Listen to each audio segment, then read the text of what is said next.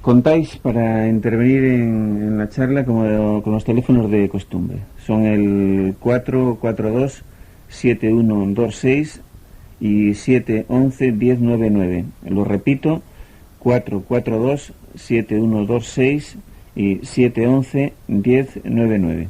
Buenos días, Agustín. Buenos días, Javier, y buenos días a los oyentes. Y vamos a tratar de un tema que apenas podría encontrarse otro más interesante que él, porque esto de matar el tiempo, entretenerse, divertirse y demás, pues, ¿qué es? Es la vida, ¿no? ¿Qué otra cosa es la vida más que eso? De manera que, hablando de los chismitos inventados para llenar el tiempo, para matarlo, como se prefiera decir, estamos hablando nada menos que de la vida, o la única que parece que es la real, puesto que es la que nos venden. No hay que olvidar en el tratamiento algunas de las cosas que ya una y otra vez a lo largo de estas sesiones han ido saliendo. ¿En qué consiste este truco esencial que es el de cambiar alguna otra cosa tal vez que podría llamarse vida por tiempo, convertir la vida en tiempo, conseguir lo que se dice con tan lúcida desesperación en los versos de don Antonio Machado: ya nuestra vida es tiempo? Este es el truco esencial de capital y Estado, que, como hemos explicado otras veces, consiste, dicho un poco más al pormenor, en hacer creer en el futuro. Naturalmente no llamándolo por su nombre, que es muerte, pero que es un nombre poco conveniente, un poco demasiado aterrador, sino llamarlo por otros nombres, aunque nada más sea el mismo nombre de futuro. Hacer creer en un destino, en un sitio a donde se va, a donde voy yo, como ente real, y a donde va la humanidad en conjunto. Y una vez que se ha conseguido esto, pues ya lo que va desde aquí hasta allá, desde aquí hasta ese futuro, ya es propiamente tiempo. Es un tiempo vacío, es un tiempo que por tanto se puede manejar y contar, es el tiempo del que vive el crédito de la banca, el tiempo al que se reduce la vida del trabajador mientras está en el tajo, y también lo que hoy nos toca más de cerca, en los ratos libres, cuando no está en el tajo, puesto que el tiempo no puede cambiar de naturaleza, es el mismo durante el trabajo que en el supuesto ocio, al que alude el nombre de esta exposición en la que íbamos a estar metidos incongruentemente, como Javier ha dicho, esta exposición de los chismes del ocio. No hay que olvidar, por tanto, que el tiempo no puede cambiar de naturaleza, que una vez que se ha creado para el trabajo, para la producción de lo que ya está hecho, es decir, esencialmente aburrida y sin interés en sí, y una vez que se ha creado para el crédito, para el funcionamiento del capital en la banca, ya todo el tiempo es de la misma naturaleza, es este mismo tiempo vacío, de manera que el del tiempo libre, el del ocio, no puede menos de ser igual que el otro. Consecuencia será, como alguna vez ya hemos tenido ocasión de hacer notar, que las maquinitas de matar el tiempo se parecen, y se parecen cada vez más a las maquinitas de fabricarlo en la fábrica. Nada más parecido a un artilugio cualquiera, máquina de escribir, ordenadora o lo que sea de una secretaria, que la máquina tragaperras en la cual la misma secretaria en los ratos de ocio se dedica a meter moneditas para pasar el rato, mientras llega el momento de entrar a manejar la otra máquina, es decir, la que le produce ese dinero que tiene que meter en la máquina tragaperras. De tal forma que los dos tiempos son el mismo, y nada más congruente que esto.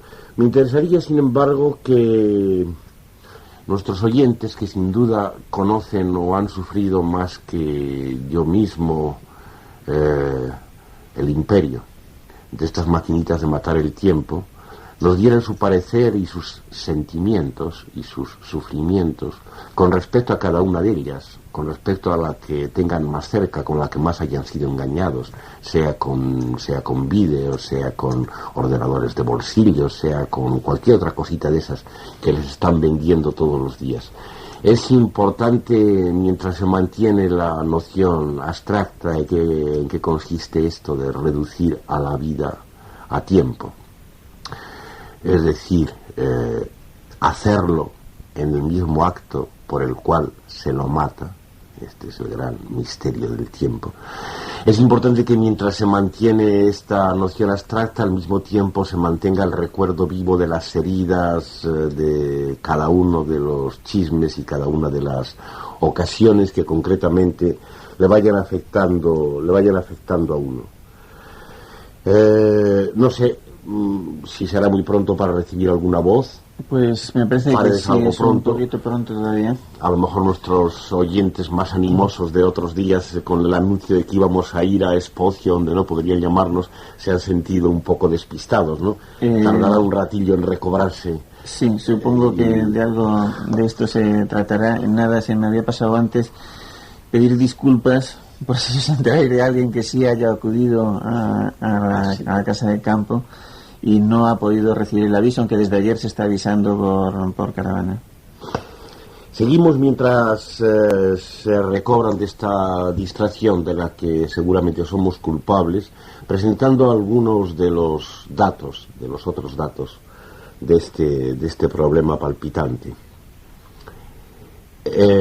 Lo importante es que el invento que con el progreso progresado se da de las maquinitas para llenar el tiempo, matar lo que es crearlo, este invento cumple su función de doble manera, porque por un lado, por supuesto, la computadora de bolsillo, el vídeo, la televisión, el mismo autito personal de cada uno, llenan el tiempo, o se supone que lo van a llenar, mientras se usan. Pero además, antes, por lo pronto, llenan el tiempo mientras se les compra. Que esto es muy importante también, porque el tiempo que se gasta en decidir si uno va a cambiar de autito personal, si va a comprar el televisor extraplano, si va a cambiar de marca de esto de lo otro, si conviene que al niño le compren un ordenador personal, o uno para el niño y otro para la niña. Mientras se toman todas estas decisiones, sea en familia o sea personalmente, por supuesto, pues está consiguiendo ya, de momento, llenar grandes cantidades de futuro, de tiempo vacío, de manera que cuando el chisme venga a usarse, si es que llega a usarse algún día, pues no hará más que ratificar y complementar esta función. Si es que llega a usarse, porque en muchas ocasiones es evidente que lo esencial es la compra, el acto de la decisión de la compra, y que después el chisme ni siquiera llega a usarse. Incluso percibimos que si llega a usarse, a veces es pues ya por un puro sentido de obligación, porque uno recuerda que si las cosas se compran es para usarlas, para que sirvan para algo. A pesar de todo, se acuerda uno de esto un poco todavía.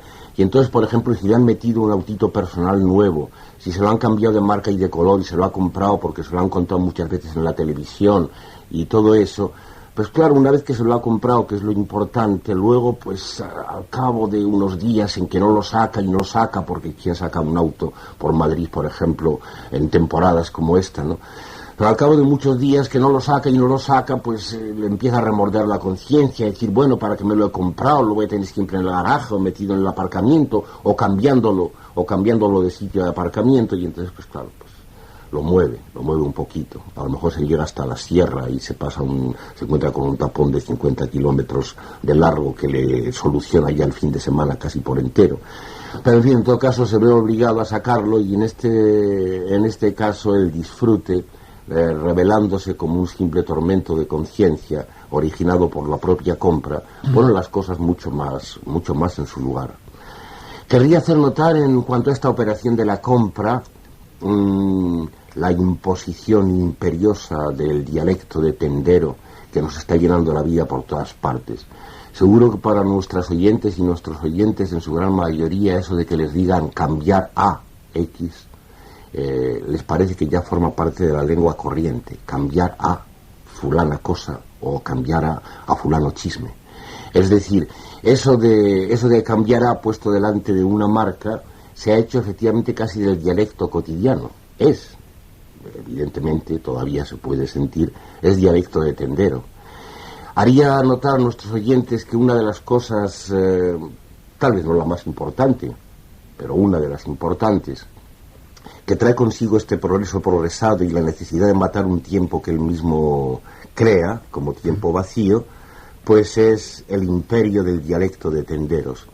En realidad han hecho que nos parezca hasta tal punto la vida algo que consiste en la compra, hasta tal punto nos ha hecho creer que vivir consiste en trabajar en la producción de inutilidades para así conseguir un dinero con el que comprar otras inutilidades.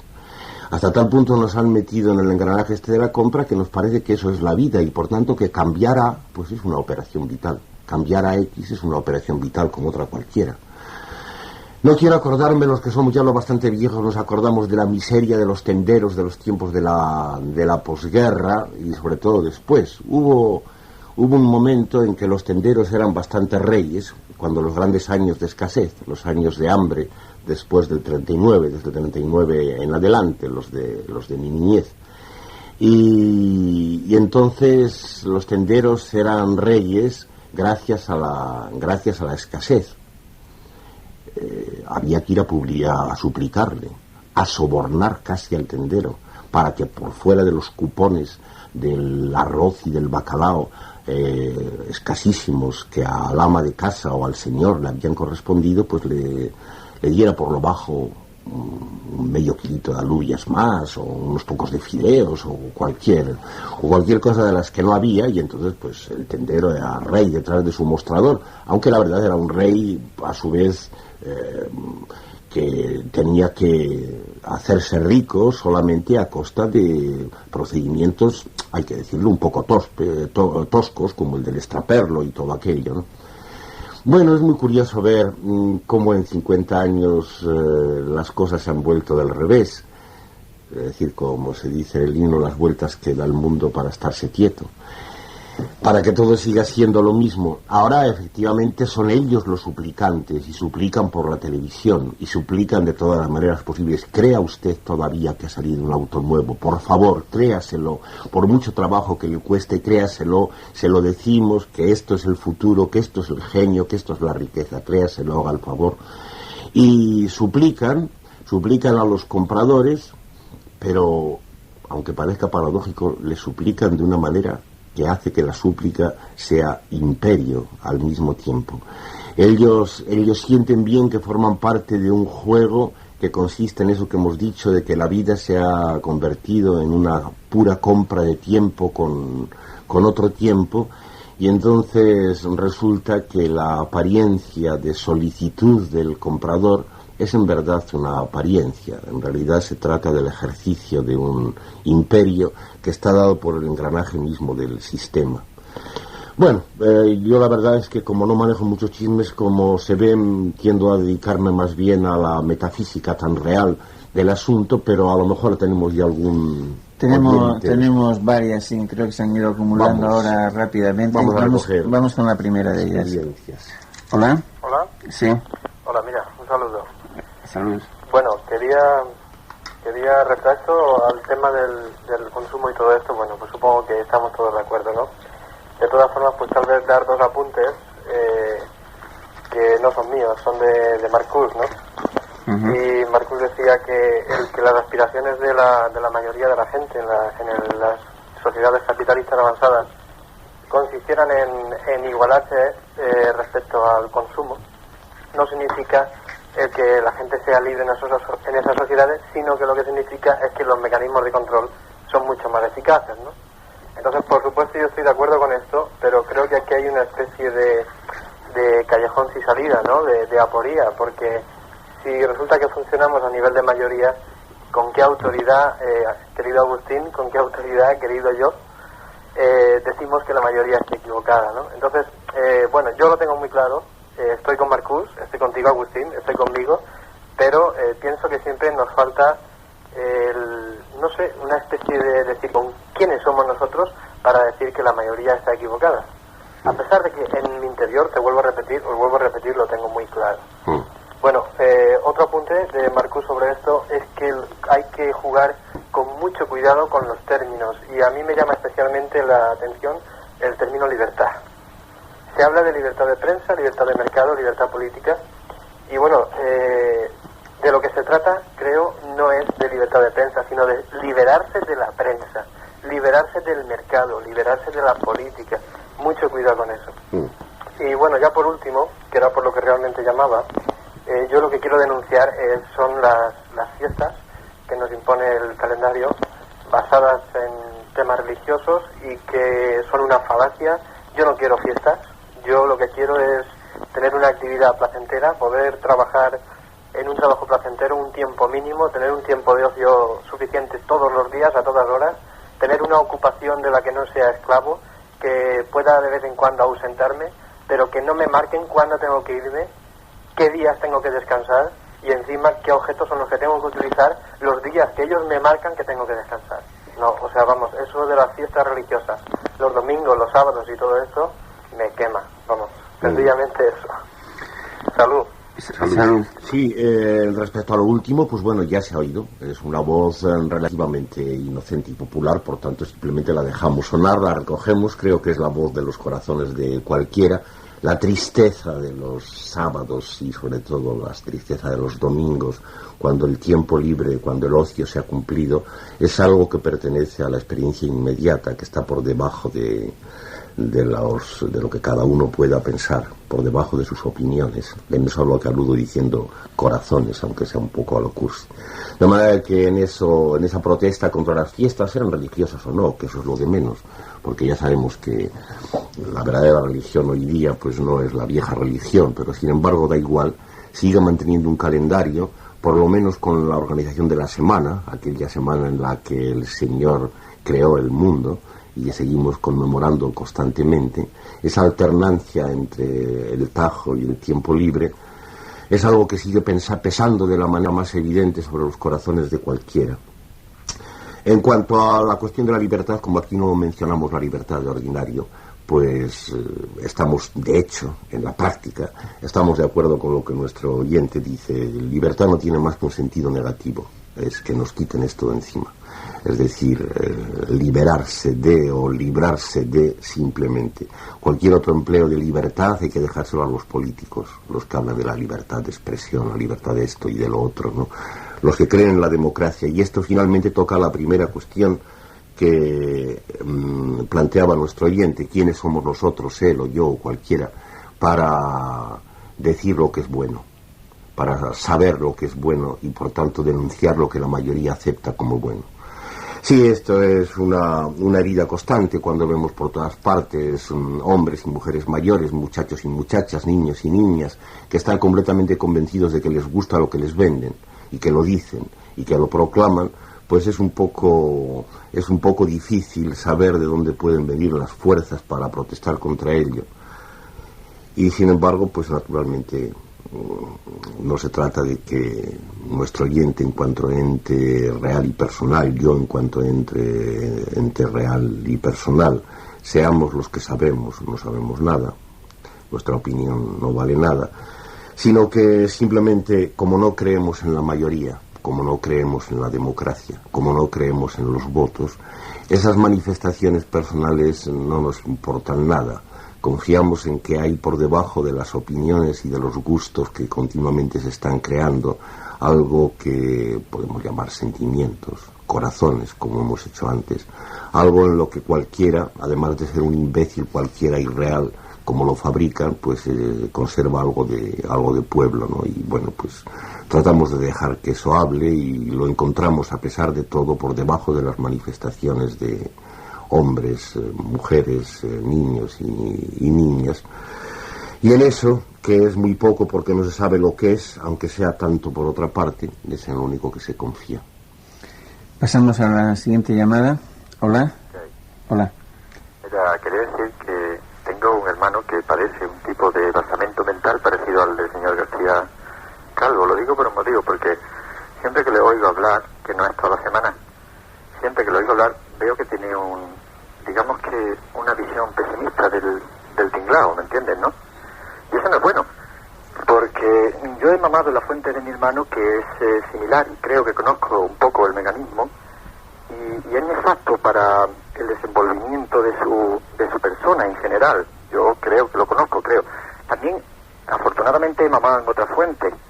He mamado la fuente de un Henry Miller o de un Cervantes o de un García Márquez, que me imagino que el señor García Márquez, pues eso, García Calvo ha debido de leer, lógicamente, como persona erudita que se ve, pero pero me extraña que se manifieste de esa manera después de haber leído a gente inteligente como un Henry Miller, que demuestra que aunque conoce el tinglao, tal y como el señor García Calvo trata de dar a entender que conoce, aún así tiene ese deseo por vivir y esa ansia que manifiesta en alguna de sus obras, en alguna parte, y que es muy interesante porque, dado el entorno en el que el individuo se mueve, hay que tener en cuenta que el desarrollo del individuo, el desarrollo de su mente y su posterior desenvolvimiento está en función del entorno. No podemos pedirle más. No sé si me entendéis. Está en función del entorno. Es como si yo digo, por ejemplo, que la rana tal tiene aspecto de hoja porque se desenvuelve en la selva tropical. Está en función de su entorno. No podemos buscarle más dificultades a la vida. La vida es difícil, hay que ser hedonista.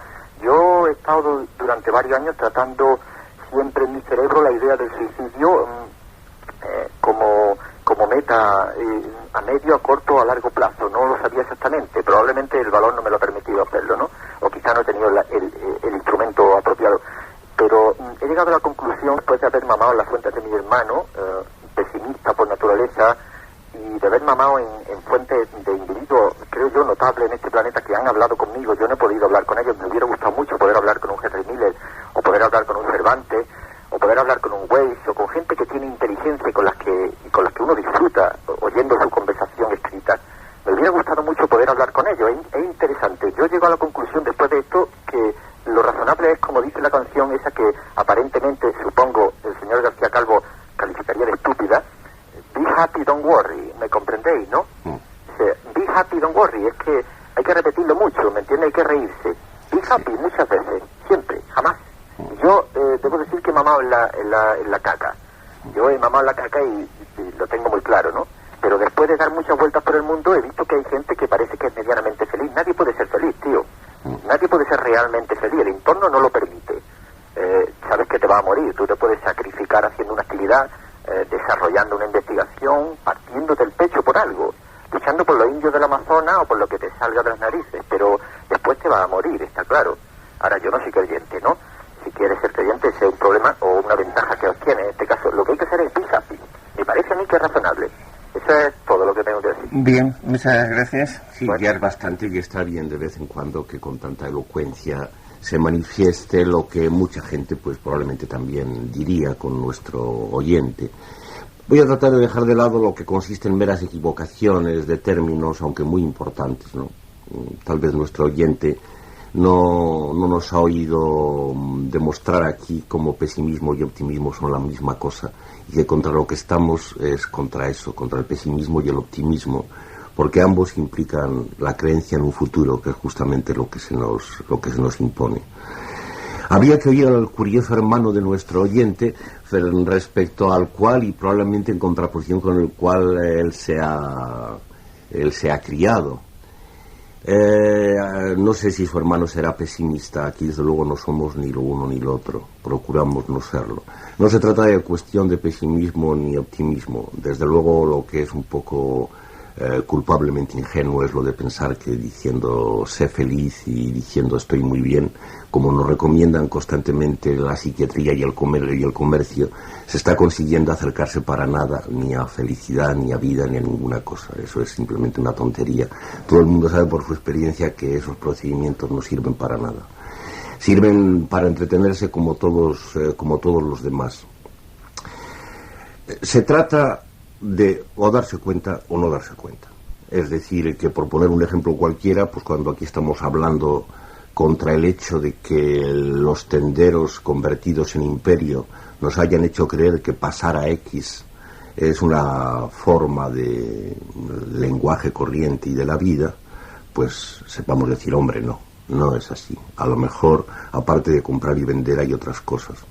Bueno, pues trata de darse cuenta o no darse cuenta. Desde luego el darse cuenta y el decirlo, que en definitiva es dejar hablar al corazón en contra de las ideas impuestas, de esto de lo que se trata, pues tiene inconvenientes, sobre todo para lo que nuestro oyente dice, para la buena formación del individuo, para su realización, como suele decir otras veces, para, en fin, cositas de esas, ¿no? Es bastante inconveniente y uno se lo pasa bastante mal.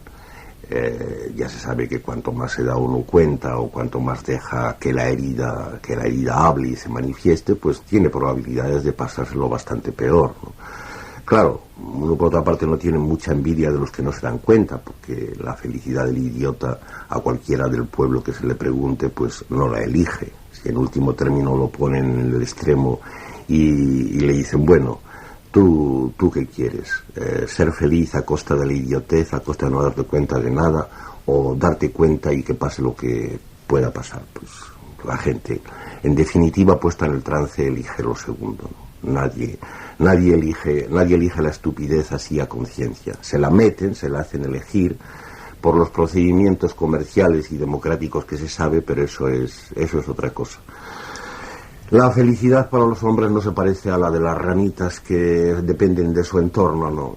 Cualquier ejemplo de naturaleza está perdido para con los hombres, porque aquí no hay naturaleza, aquí hay simplemente un montaje, que es la historia toda, que es el dominio de estos entes abstractos a los que, por ejemplo, llamamos Estado y capital, y hay la posibilidad de que por debajo haya justamente algo de vida, algo de pueblo, y que esto pueda levantarse contra ello. Y si al individuo no le va muy bien, pues ¿qué se le va a hacer?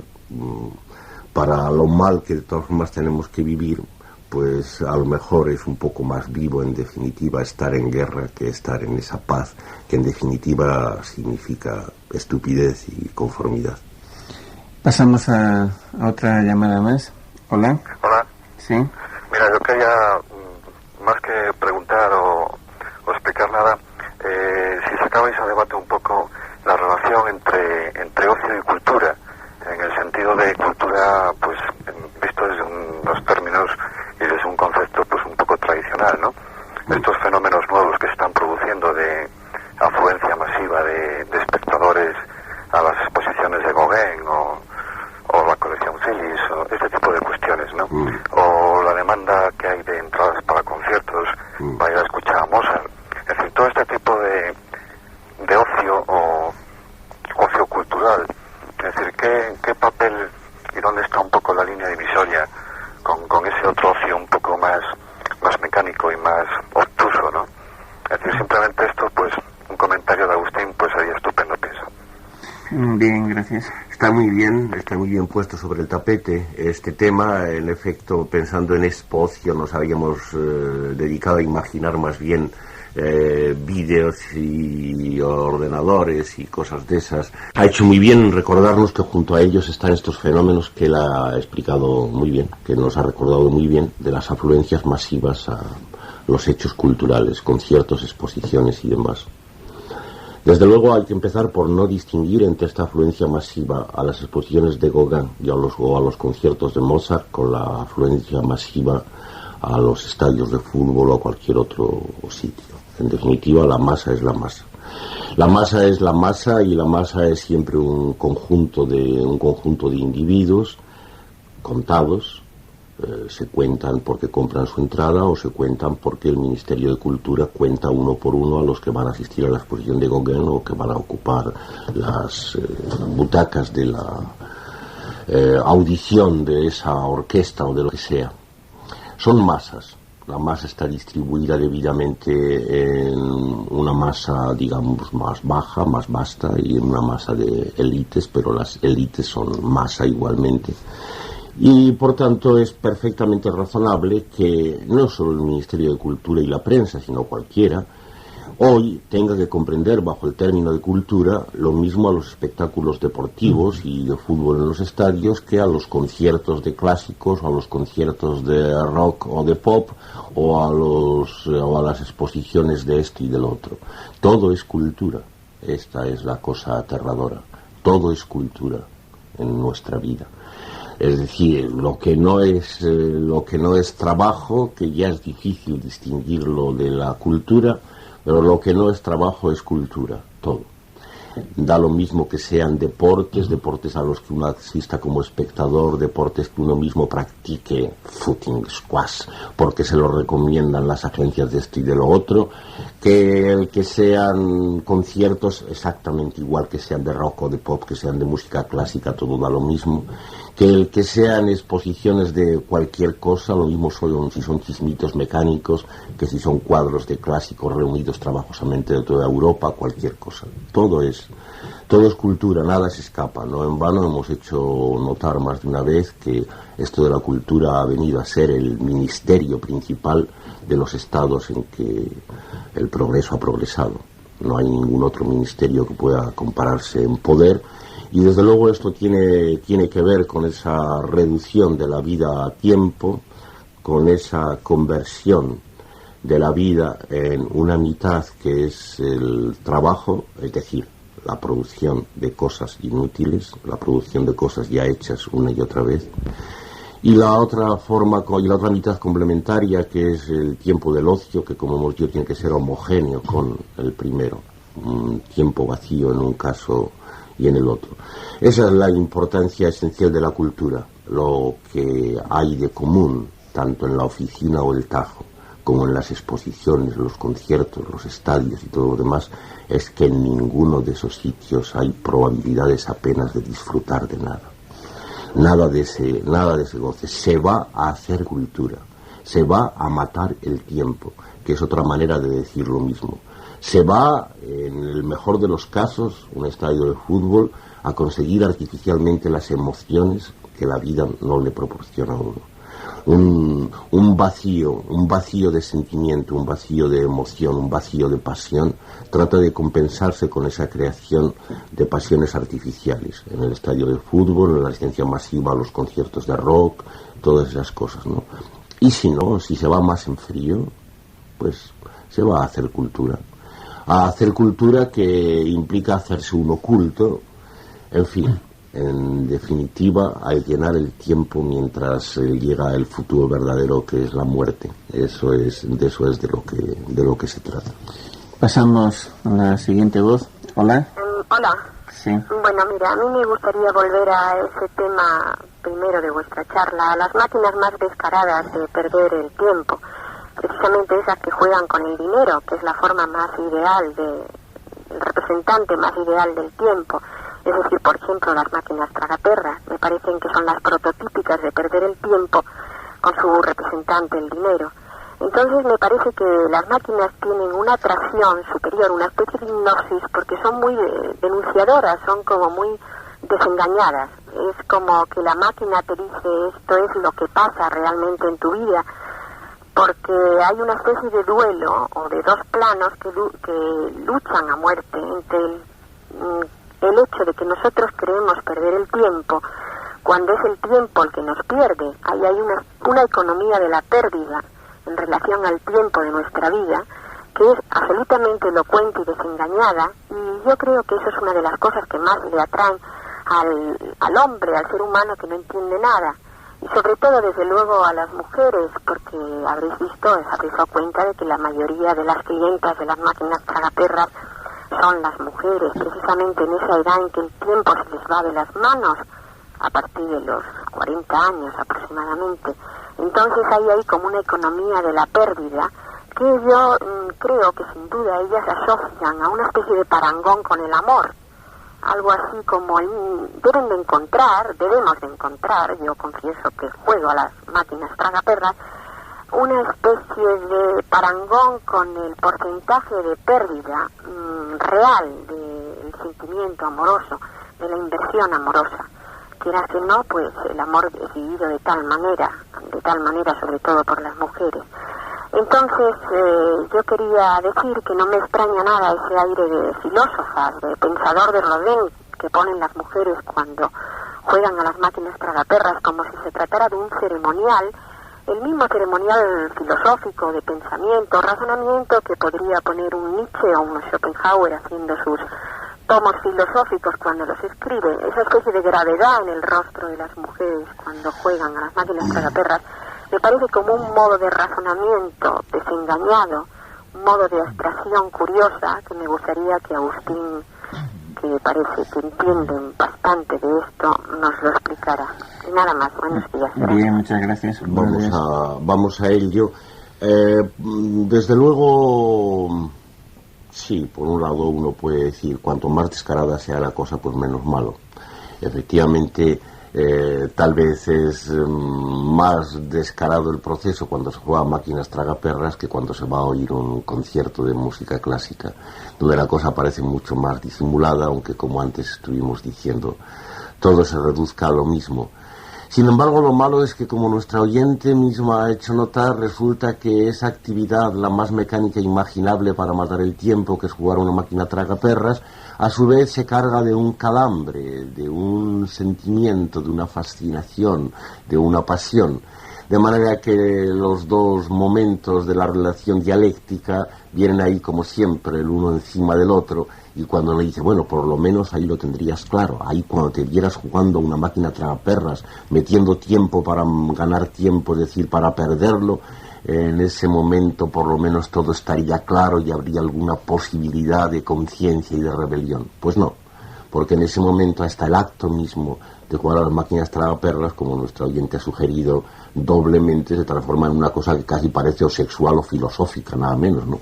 Porque eso es lo que ha venido a decirnos después de todo. Bueno, por desgracia, entonces tampoco eso sirve. Nos han acostumbrado, primero, por supuesto, a sustituirnos las posibilidades de vida, de amor, de lo que sea, pues por sus sustitutos habituales.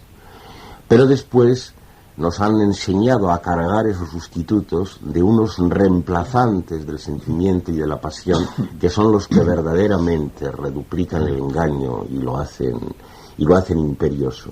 No podría nuestro oyente hablar así de las máquinas tragaperras si previamente el amor no se hubiera convertido en algo mecánico, en un intercambio de tiempos perdidos, es decir, de tiempos convertidos de vida convertida en tiempo, de vidas convertidas en tiempo, para el cual intercambio los actos amorosos mismos, los besos y los abrazos no son más que un pretexto.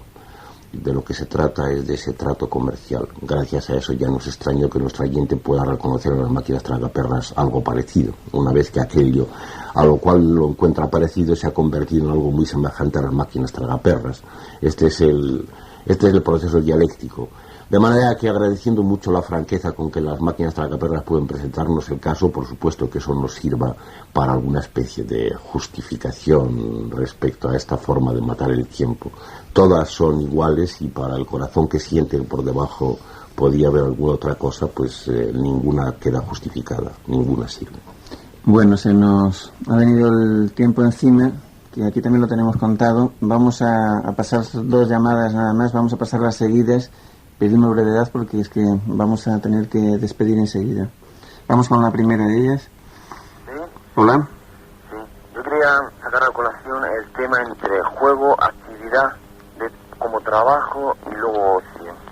La diferenciación en que el juego, como esa actividad que desarrollamos en la infancia representativa nuestra, y luego como el ocio, como esa actividad de tiempo muerto, tiempo vacío, tiempo que no existe en sí el tiempo. Sí, te hemos oído. Bien, gracias. Y pasamos la siguiente llamada. Hola. Hola. ¿Sí? ¿Me oís? Sí. Bueno, mira, yo es que también quiero aludir un poco a algo que se dijo al principio y algo que está diciendo este chico ahora, que es ese juego que es un juego un poco de terror entre te dan trabajo, te dan vacaciones, ¿no? Te dan el tiempo para estar metido en cualquier sitio, para trabajar con cualquier cosa, y luego te dan el tiempo, te lo dan, ¿no? Te dan el tiempo para cuando sales de ahí olvidarte de lo otro, y eso es mentira, porque no te tienen que dar nada, ¿no? Pero vamos, nos obligan a estar siempre en ese juego. A mí me da mucho miedo cuando me llega la época de vacaciones, porque digo, ¿y ahora qué pasa, no? O sea, ahora me tengo que divertir porque sí, me tengo que pasar bien porque sí, porque me lo mandan otros. Y no puedo nunca elegir el día en que yo quiero tener ese tiempo de ocio, como se llame. Esta es la confusión que yo quiero sacar a colación aquí, ¿no? Nada más. Muy bien, pues nada, siento que no se puedan aprovechar más estas 2 tan interesantes llamadas últimas. Únicamente que sí ha hecho bien nuestro oyente penúltimo en recordarnos que hay una cosa que se llama juego. La transformación de ese juego que él ha relacionado con la infancia en otra cosa sería sumamente interesante de seguir con más pormenor. Hay un momento en que se supone que se juega porque la cosa viene de dentro, de abajo, cuando los niños brincan, más o menos desordenada, más o menos rítmicamente, pero brincan. Parece como si todavía fuera la tierra la que desde abajo les está empujando hacia arriba, a rebotar y a caer otra vez en ella. De abajo y de dentro, inmediatamente viene la cultura y observa esa actividad que podía venir a dar en danzas, en cánticos más o menos ordenados, la observa, la asimila y la hace formar parte del aparato.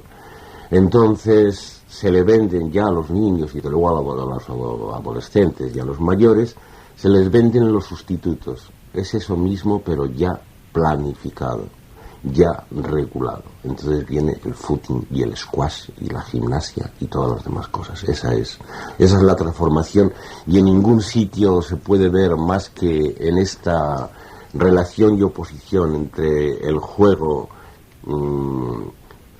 que no se sabe de dónde viene y el juego que se sabe de dónde viene, convertido ya en gimnasia. En ninguna parte se puede ver más claro este cambiazo al que estamos aludiendo de la vida por tiempo y en el que nuestras vidas consisten. Nuestra última oyente ha hablado muy de corazón, yo creo, en el sentido que lo estamos diciendo, respecto al terror suplementario que el tiempo libre, que el ocio, que las vacaciones suponen para quien está ya condenado al primer terror, que es el del trabajo. Antes habíamos aludido a la tristeza esencial del sábado y el domingo, la tristeza esencial de los fines de semana, donde se revela más claramente en qué consiste toda la institución de la semana, todo este cambio de la vida por tiempo. Y ella nos ha hablado de las vacaciones que le producen terror, angustia, porque efectivamente se trata de eso. Como es un tiempo libre, un mes, 2 días. Como es un tiempo libre hay que planificarlo, igual que el trabajo. Nos han enseñado a eso los ejecutivos de Dios. Entonces tenemos que, acudiendo o no a las agencias que constantemente nos solicitan para ello, saber qué vamos a hacer durante ese mes de vacaciones de verano, cómo lo vamos a llenar. Nos lo han presentado primero como vacío y, por supuesto, simultáneamente nos han ofrecido los medios de llenarlo. Querría hacer constar que lo mismo la tristeza del domingo que esta angustia ante las vacaciones de nuestra oyente son revelaciones de que por lo bajo se sigue sintiendo que efectivamente nos han cambiado algo que podía venir de no se sabe dónde, por algo que viene desde arriba y que es esencialmente tiempo. Bueno, pues nos despedimos ya hasta el próximo viernes y no hay novedad. Salud.